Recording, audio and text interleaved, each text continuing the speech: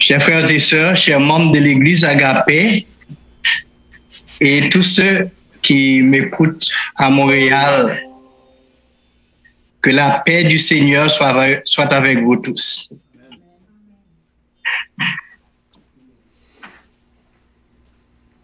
Aujourd'hui, je vais citer une parole de Paul qui dit que ma plus grande joie est de savoir que mes frères marchent dans la vérité. Moi, je suis content aujourd'hui de savoir qu'il y a une église ou un groupe à Québec qui partage la même nourriture spirituelle que nous. La nourriture sacrée. En fait, l'évangile n'est pas une fable. L'évangile n'est pas la philosophie, mais l'évangile est la révélation de Dieu et de son Fils. Et à chaque fois que nous sommes venus devant vous, nous n'avons pas d'autre objectif que de parler de Dieu et de son Fils. Alors le titre de notre présentation aujourd'hui est « Grand est le mystère de la piété ». Vous trouverez que ce thème est un peu compliqué, peut-être vous n'en avez pas entendu parler assez souvent, mais ça ne va pas être plus compliqué, c'est dans l'Évangile, c'est de la révélation de Dieu et de son Fils, le mystère de la piété parle. Donc, soyez de tous oreilles pour écouter ce sujet. Juste avant de commencer, inclinez votre tête là où vous êtes. On va demander à Dieu de nous assister par son esprit. Notre bien-aimé Père des cieux, nous sommes encore devant toi. Nous sommes arrivés à l'heure où nous devons déguster des mets qui viennent de ta table. Nous te prions, Seigneur, de nous servir toi-même par l'intermédiaire de ton Saint-Esprit, de telle sorte que chacun de nous soit rempli de ta parole, rempli de la connaissance de Dieu et de son Fils, et que nous soyons prêts pour partager cet amour bientôt avec ceux qui nous entourent. Nous te prions au nom de Jésus, ton Fils bien-aimé. Amen. Grand est le mystère de la piété. C'est le titre que nous partageons aujourd'hui.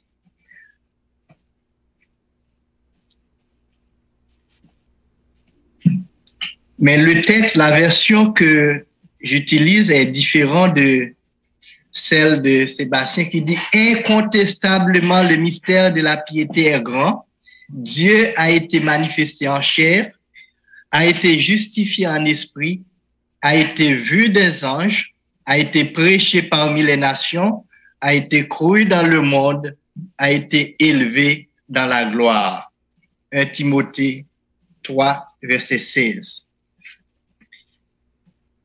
J'ai essayé de regarder ce texte dans plusieurs versions, mais il y a une version que je trouve encore extrêmement belle et que j'aime beaucoup. Il dit, reconnaissant qu'il est grand, le mystère de la bonté divine. Le mystère de la piété, pour certains, c'est le mystère de la bonté divine.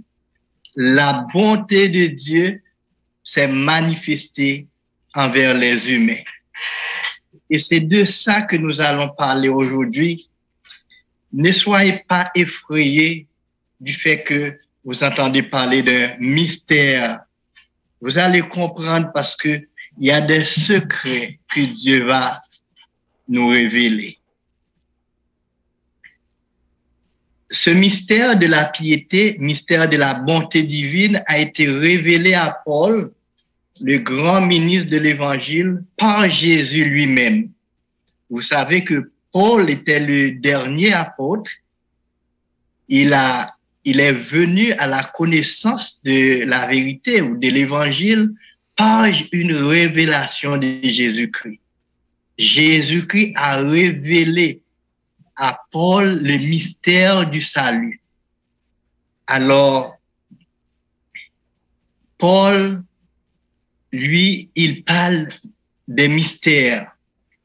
Il parle des mystères. Moi, je ne comprends pas grand-chose quand Paul parle de mystères, mais quand Paul parle du mystère de la piété, il dit ça commence à l'incarnation et jusqu'à l'élévation du Fils de Dieu dans la gloire. C'est ça qui met la table pour nous aujourd'hui, de l'incarnation à l'élévation du Fils de Dieu dans la gloire. C'est ça que Paul définit comme le mystère de la piété. Vous savez que Paul utilise parfois des thèmes difficiles à comprendre. Il a un talent pour le faire. Même Jacques, apôtre du Seigneur, dit ce qu'il fait dans toutes les lettres. Il a parlé des choses dans lesquelles il y a des points difficiles à comprendre, dont les personnes ignorantes et mal affermies tordent le sens, comme celui des autres écritures pour leur propre ruine. Donc, Paul a un talent pour parler des choses difficiles. Alors, on parle de mystère en général, c'est une idée, un concept insaisissable par l'esprit humain, un secret qu'on ne peut détecter qu'au moyen d'une révélation. Dans le Nouveau Testament, le mystère de la piété ou mystère des dieux n'est autre que toute l'histoire sainte, l'histoire du salut ou le plan de la rédemption. L'évangile est la révélation de ce mystère de Dieu ou mystère de la piété. À part le mystère de Dieu et le mystère de la piété, Paul parle aussi de mystère de l'iniquité. On ne va pas en parler aujourd'hui, mais je vais vous dire c'est quoi. Le mystère de l'iniquité, c'est une contrefaçon de l'évangile. C'est le mystère qui est apparu par la puissance de Satan.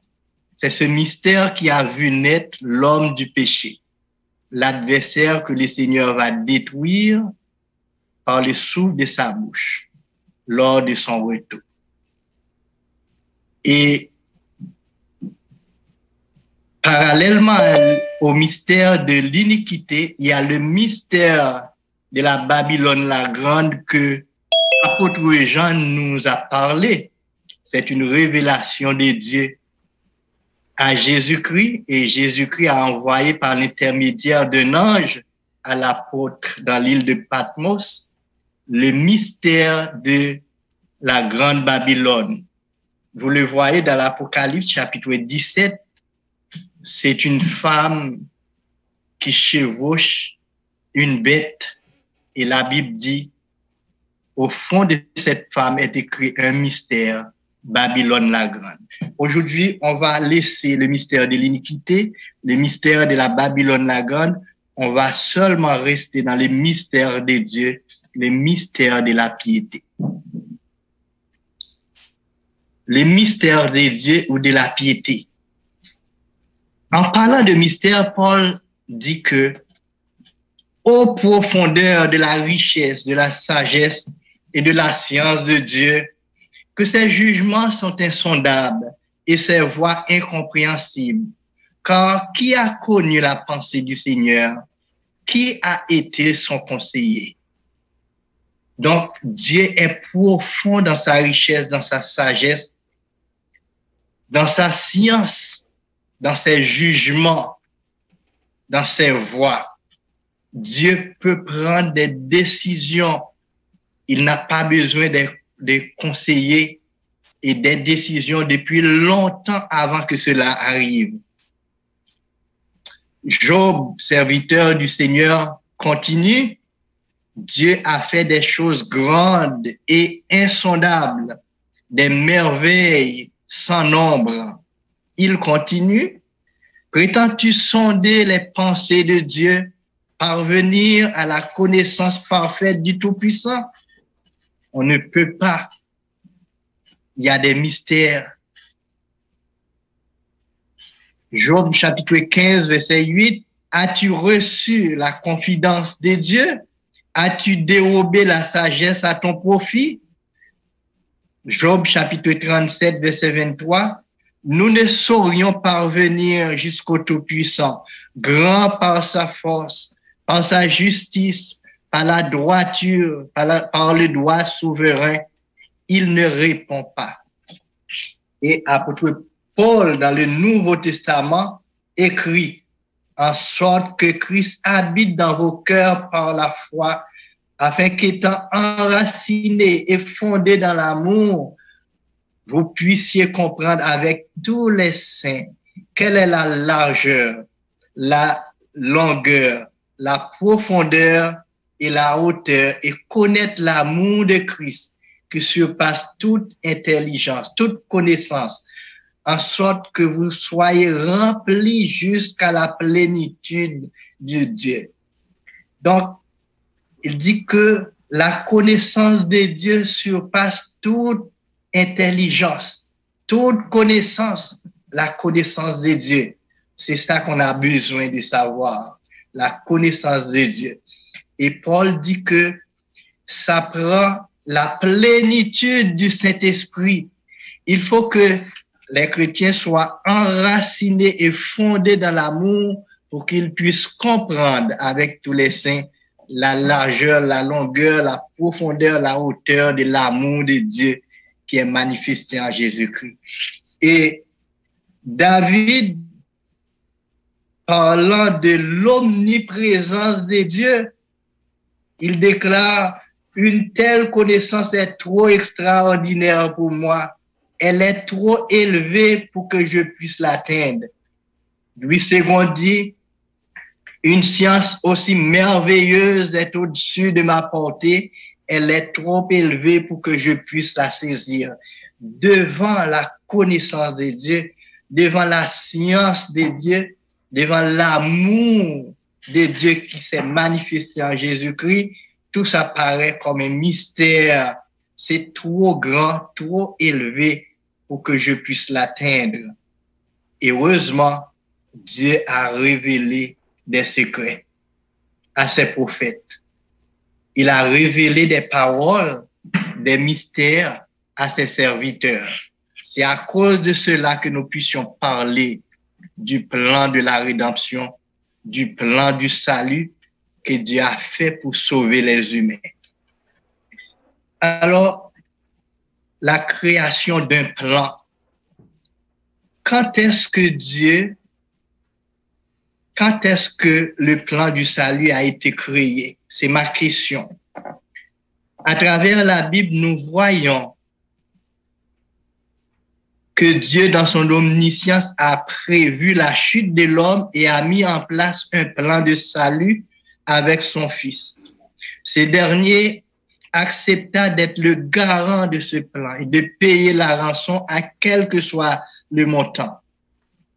Et les choses se passent ainsi tel que Dieu l'a prévu. Et Dieu a mis en place ce plan qu'il a prévu. C'est quand Dieu a fait ce plan. Étiez-vous dans le secret de Dieu pour connaître ça? La Bible nous dit, d'après Apocalypse chapitre 13, verset 8, l'agneau, Jésus était l'agneau immolé dès la fondation du monde. Dès la fondation du monde, Jésus était l'agneau immolé. Donc, le plan a été fait dès la fondation du monde ici. Mais apôtre Pierre va nous dire le contraire. D'après 1 Pierre, chapitre 1er, verset 20, deuxième partie, l'agneau sans défaut a été prédestiné avant la fondation du monde.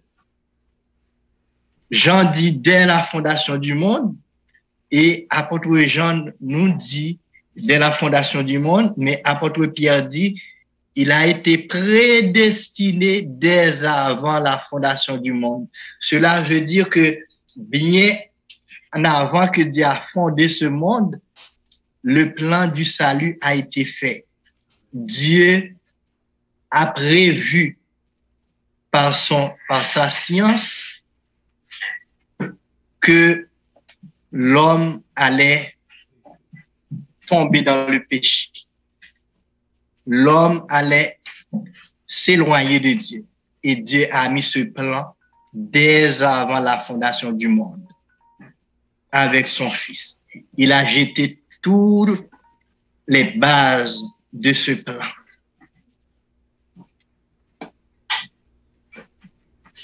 Ellen White, dans Histoire de la rédemption, page 14, nous dit « Le ciel se remplit de douleur lorsqu'on sut que l'homme était perdu et que ce monde créé par Dieu serait peuplé d'êtres condamnés à la souffrance, à la maladie et à la mort, sans espoir de salut. Toute la famille d'Adam devait périr. Je vis sur le visage de Jésus une expression de sympathie et de douleur.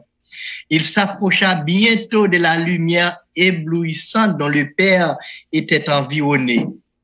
L'ange qui était à mes côtés, dit Ellen White, me dit, il a un entretien privé avec son Père.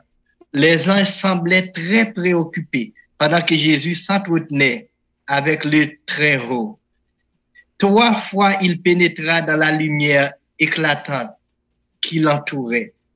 La 3e fois, il quitta le Père et la personne du Fils de Dieu fut visible. Il paraissait calme, exempt de toute perplexité, rayonnant d'une bienveilleuse et d'une beauté indicible.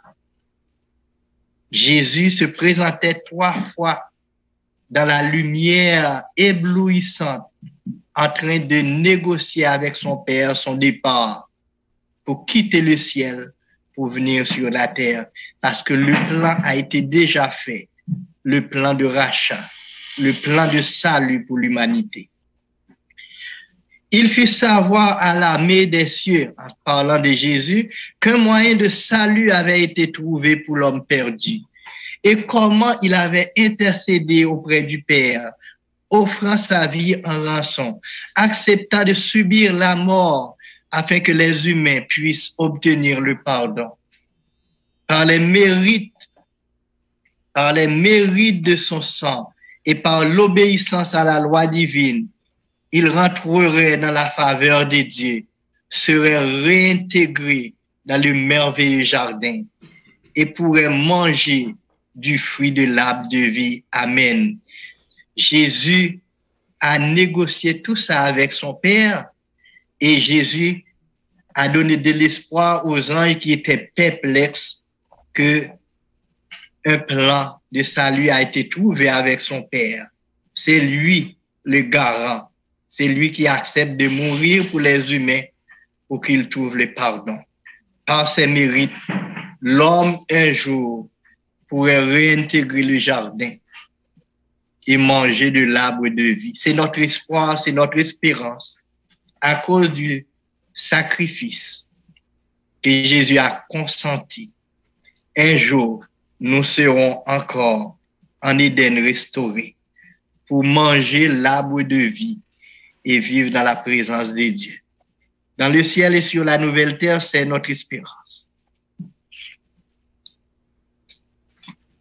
Tout d'abord, apôtre Paul nous dit que le mystère de la piété commence avec Dieu a été révélé en chair. C'est l'incarnation du Fils de Dieu. Dans l'évangile de Jean, chapitre 1er, Jean dit que la parole a été faite chair. Elle a été parmi nous, pleine de grâce et de vérité. Nous avons contemplé sa gloire. Et il continue. Personne n'a jamais vu Dieu. Le Fils unique qui est dans le sein du Père, c'est celui qui l'a fait connaître. Jésus est venu en chair révéler Dieu et son caractère. Dieu était en Jésus-Christ. Et c'est dans la version anglaise, il dit que personne n'a jamais vu Dieu. Le seul Fils engendré de Dieu, c'est celui qui l'a fait connaître. Et Paul continue 2 Corinthiens 5, verset 19. Car Dieu était en Christ, réconciliant le monde avec lui-même, en n'imposant point aux hommes leur offense. Et il a mis en nous la parole de la réconciliation. Dieu était en Christ, réconciliant le monde avec lui. Jésus n'était pas venu de son propre chef, mais il était venu parce que son Père lui a envoyé. Il est venu de concert avec la décision de son Père. Jésus dit à Philippe, qui lui posa la question, montre-nous le Père et cela nous suffit. Nous voulons voir le Père. Jésus dit à Philippe, il y a si longtemps que je suis avec vous et tu ne m'as pas connu. Celui qui m'a vu a vu le Père. Comment dis-tu, montre-nous le Père? Parce que Dieu était en Christ. Jésus n'était pas venu de son propre chef, mais il est venu sous l'ordre de son Père et Jésus-Christ est le Dieu incarné. Emmanuel, qui signifie Dieu avec nous. Jean chapitre 10, verset 30, il dit que moi et le Père, nous sommes un. Ellen White dit un en but, un en caractère. Dieu et son Fils, ils ont le même objectif, le même amour pour sauver l'humanité. Parlant de Jésus qui était venu sur la terre en chair, apôtre Paul l'explique de cette façon-là. Lequel, existant en forme de Dieu, n'a point regardé comme une proie à arracher d'être égal avec Dieu, mais s'est dépouillé lui-même en prenant une forme de serviteur, en devenant semblable aux hommes, et ayant paru comme un simple homme. Il s'est humilié lui-même, se rendant obéissant jusqu'à la mort, même jusqu'à la mort de la croix. Philippiens 2, verset 6 à continuer. Donc Jésus s'était dépouillé de sa divinité. Il s'était dépouillé de son omniprésence, etc. Il s'était dépouillé de son immortalité. Il était venu comme un simple homme. Comme un simple homme. Et la Bible dit que cette forme-là, c'est une forme d'esclave que Jésus a pris. Il était descendu si bas comme un esclave. Et Paul continue dans Éphésiens 4, verset 9.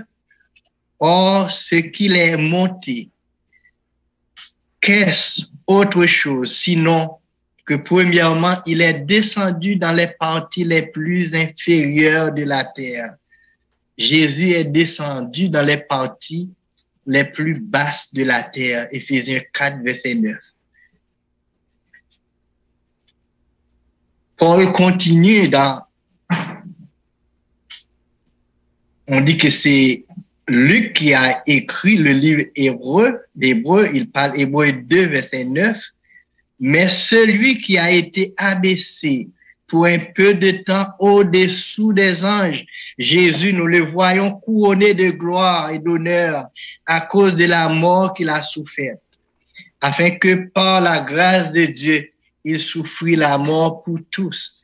Jésus est descendu plus bas que les anges. C'est ça, apôtre Paul dit, pour un peu de temps, il est descendu au-dessous des anges. C'est bien. Il est descendu au-dessous des anges. Puisqu'il n'est pas venu aider aux anges, Jésus ne pouvait pas rester au niveau des anges. Il est descendu jusqu'aux humains parce qu'il est venu sauver les humains. Et Paul s'enchaîne, assurément, car assurément, ce n'est pas à des anges qu'il vient en aide, mais c'est à la postérité d'Abraham. Jésus n'était pas venu pour les uns et pour la postérité d'Abraham. En conséquence, il a dû être rendu semblable en toutes choses à ses frères, afin qu'il fût un souverain sacrificateur miséricordieux et fidèle dans le service de Dieu, pour faire l'expiation des péchés du peuple. Car ayant été tenté en toutes choses dont il a souffert, il peut secourir ceux qui sont tentés. Le point important, Martin dit, il a fallu, et David dit, il dut être rendu semblable en toutes choses à ses frères. Cela veut dire, tout ce que je sens, Jésus-Christ le sent, comme un homme, tout ce que je possède, toute ma faiblesse, toutes mes tentations, Jésus connaît tout ça. Parce qu'il a pris sur lui notre infirmité, il a dû être rendu semblable aux hommes qu'il vient en aide. Donc, c'est un devoir pour Jésus-Christ de me ressembler, de descendre jusqu'à moi pour qu'il puisse me comprendre. C'est tout ça que Paul explique ici. Il a dû être rendu semblable en toutes choses à ses frères.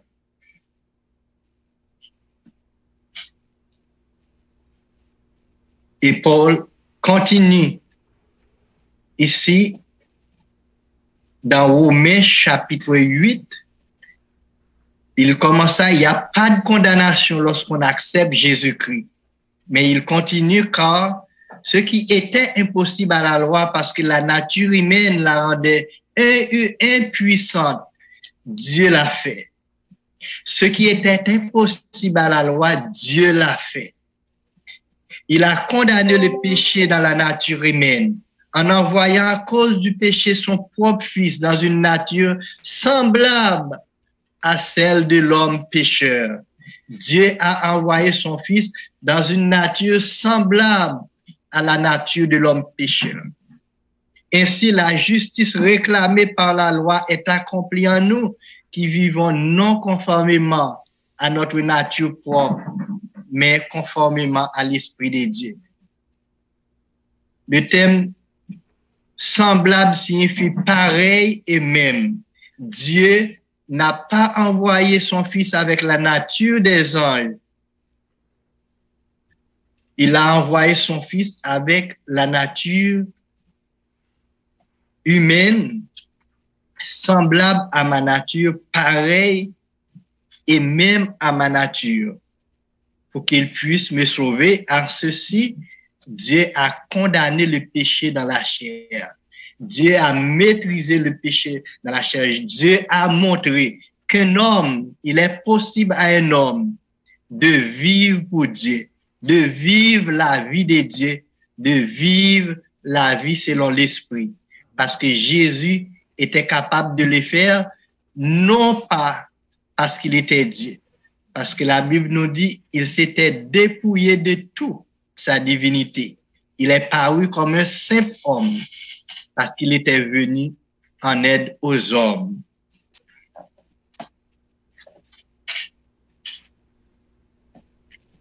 Le thème que j'aimerais que vous compreniez ici, c'est la perfection de la loi de Dieu et le caractère dégueulasse du péché et l'amour incompréhensible de Dieu pour l'humanité. Même si vous oubliez toute chose dans cette présentation, retenez ceci, la perfection de la loi de Dieu.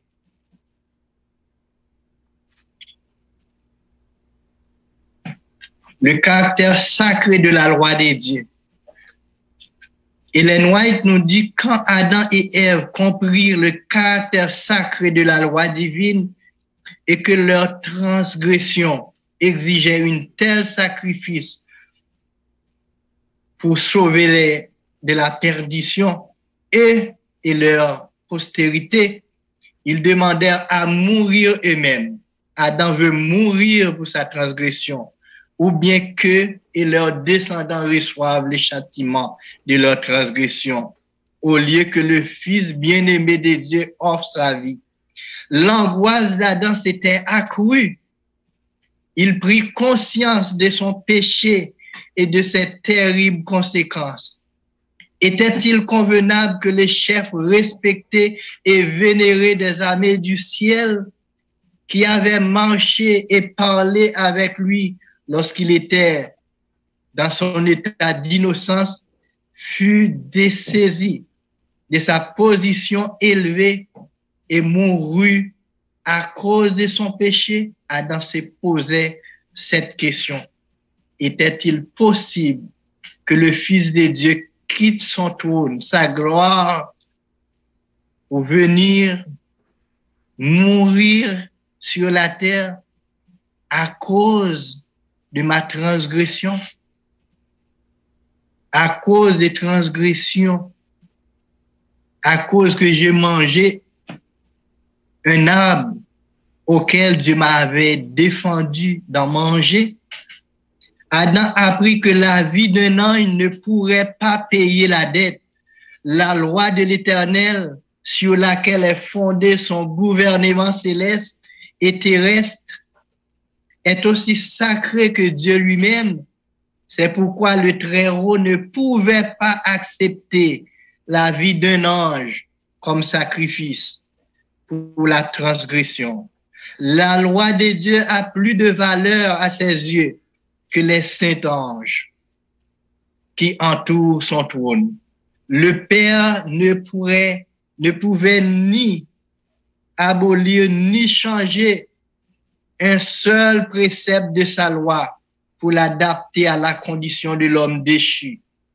Mais le Fils de Dieu qui, en accord avec le Père, avait créé les gens humains, pouvait expier volontairement, valablement les péchés de l'homme et donner sa vie en sacrifice, devenant lui-même l'objet de la colère divine.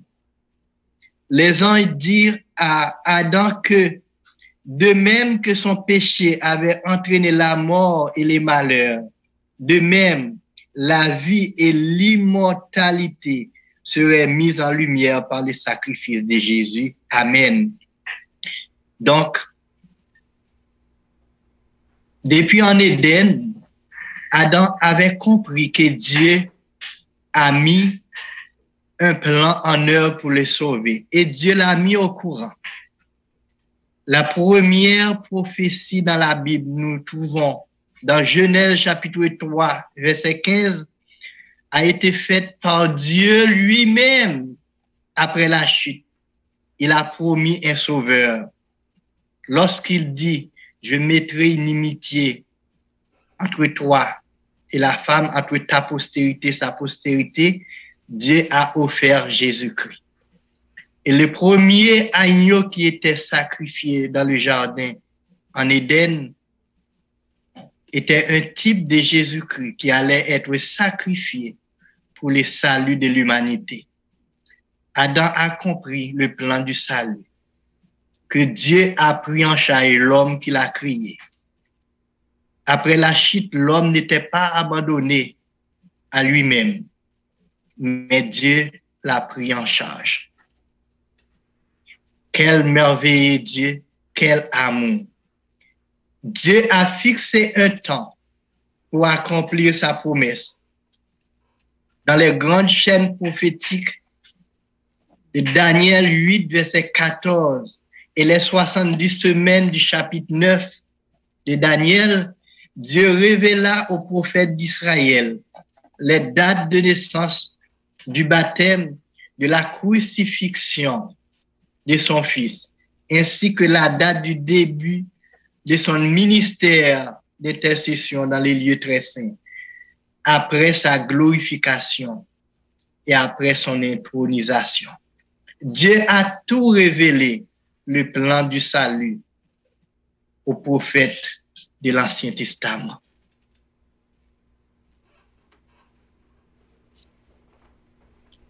Dieu, ce Dieu qui a été manifesté en chair, est justifié par l'Esprit. Jean rendit ce témoignage, j'ai vu l'Esprit descendre du ciel comme une colombe et s'arrêter sur lui. Je ne le connaissais pas, mais celui qui m'a envoyé baptiser d'eau celui-là m'a dit, celui sur qui tu verras l'Esprit descendre et s'arrêter, c'est celui qui baptise du Saint-Esprit. Et j'ai vu et j'ai rendu témoignage qu'il est le Fils de Dieu. Apôtre Jean-Baptiste parle ici de Jésus qu'il ne le connaissait pas bien, qu'il était son cousin. Il dit, mais Dieu qui lui a envoyé baptiser dit, je vais reconnaître le Fils de Dieu, c'est quand je vois l'Esprit descendre sur lui sans mesure. C'est celui qui est mon Fils. C'est comme ça Jean-Baptiste arrive à découvrir qui était Jésus, qui était le Fils de Dieu. Apôtre Pierre nous dit plus tard, Actes chapitre 10, verset 38, vous savez comment Dieu a oint du Saint-Esprit et de force Jésus de Nazareth, qui allait de lieu en lieu, faisant du bien et guérissant tous ceux qui étaient sous l'empire du diable, car Dieu était avec lui. Pierre nous dit carrément que Jésus ne faisait pas tous ces miracles parce qu'il était Dieu, mais c'est parce qu'il a reçu l'Esprit de Dieu. Il a reçu la force de Dieu en tant qu'un homme. Il a reçu la puissance de Dieu pour qu'il fasse du bien, guérissant les malades et délivrant tous ceux qui étaient sous l'empire du diable parce que la présence de Dieu avec lui. Ce matin, j'ai entendu dire par quelqu'un à l'église Agapé Libre, Dieu n'a offert rien à Jésus qui n'était pas disponible pour tous les humains. Et je dis Amen. Dieu n'a rien donné et Jésus n'a rien demandé à son Père qui n'était pas disponible pour tous les humains. Donc, l'Esprit de Dieu a permis à Jésus d'exercer un ministère fructueux sur la terre parmi les hommes. Par l'Esprit de Dieu, le Père a approuvé toutes les œuvres et le sacrifice expiatoire pour le salut. Et c'est même Dieu manifesté en chair. L'apôtre dit a été vu des anges. Cela veut dire que les anges étaient témoins. À Bethléem, à la croix, à Gethsémani, les anges étaient témoins de ce sacrifice. Et les anges voulaient plonger un regard dans ce mystère. Les anges voulaient étudier ce mystère de la piété qui a permis à Dieu d'être incarné, qui a permis à Dieu d'envoyer son propre Fils pour sauver l'homme qu'il a créé après la chute. Et ce mystère, Dieu fait homme, a été prêché parmi les païens, parmi les gentils. Ici, il est dit parmi les nations. Non seulement ce mystère a été prêché, mais a été cru dans le monde et enfin, Jésus a été élevé dans sa gloire. Quel doit être le caractère parfait de la loi divine? Dans tout l'univers, il y a un seul roi et une seule loi. Dieu est éternel ainsi que sa loi. Dieu ne peut ni changer ni abolir un article de sa loi pour accommoder ses créatures. Alors, quand Dieu dit, tu n'auras pas d'autre Dieu devant ma face, en anglais on dit, he mean it. C'est ça qu'il veut dire. Quand Dieu dit, tu commettras pas d'adultère, Dieu veut le dire. Quand Dieu dit, tu ne feras point d'image taillée, c'est ça qu'il veut dire. Il ne veut pas dire autre chose. Il veut le dire. Il ne veut pas dire le contraire. La loi de Dieu est sacrée. On ne peut pas le transgresser sans conséquence.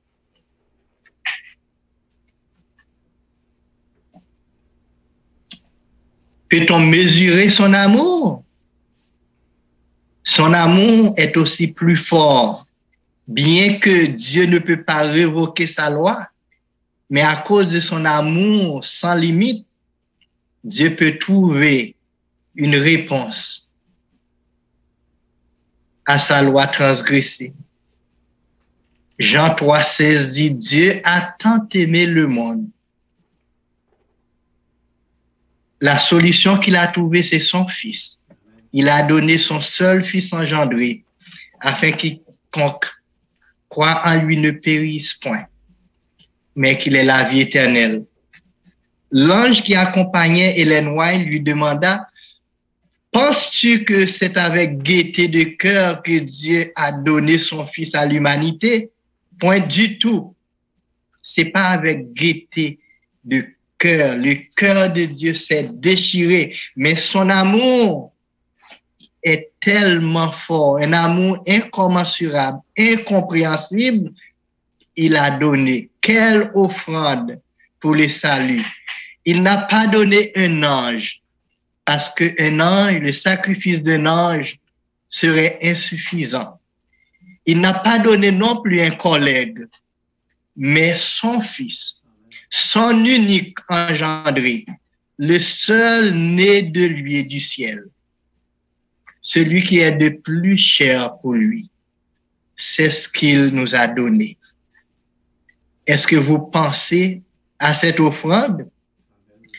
Dieu s'est manifesté, ou Dieu a manifesté de plusieurs façons son amour envers l'humanité. Mais la manifestation la plus spectaculaire de son amour, c'est à travers son Fils. Ellen White, parlant de l'amour de Dieu pour l'humanité dans Vers Jésus, page 10, chapitre 1, l'amour de Dieu pour l'humanité, Christ est l'intermédiaire par lequel le Père a pu répandre son amour infini sur un monde perdu. Dieu a réconcilié en Christ le monde avec lui-même. Christ, il a souffert avec, Dieu a souffert avec son Fils. Dans les détresses de Gethsémane, comme dans la mort du calvaire, c'est le cœur de l'amour infini qui a payé le prix de notre rédemption. Jésus dit, le Père m'aime parce que je donne ma vie afin de la reprendre.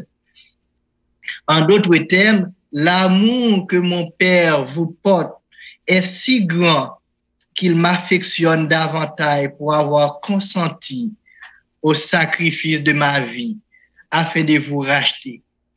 Je lui suis devenu plus cher par le fait que je me suis constitué votre garant, en déposant ma vie et en prenant sur moi vos transgressions. Car par mon sacrifice, Dieu, tout en demeurant juste, peut justifier celui qui croit en moi. Seul le Fils de Dieu avait le pouvoir de nous racheter. Seul celui qui était dans le sein du Père pouvait le faire connaître. Seul un être connaissant la hauteur et la profondeur de l'amour de Dieu pourrait les révéler.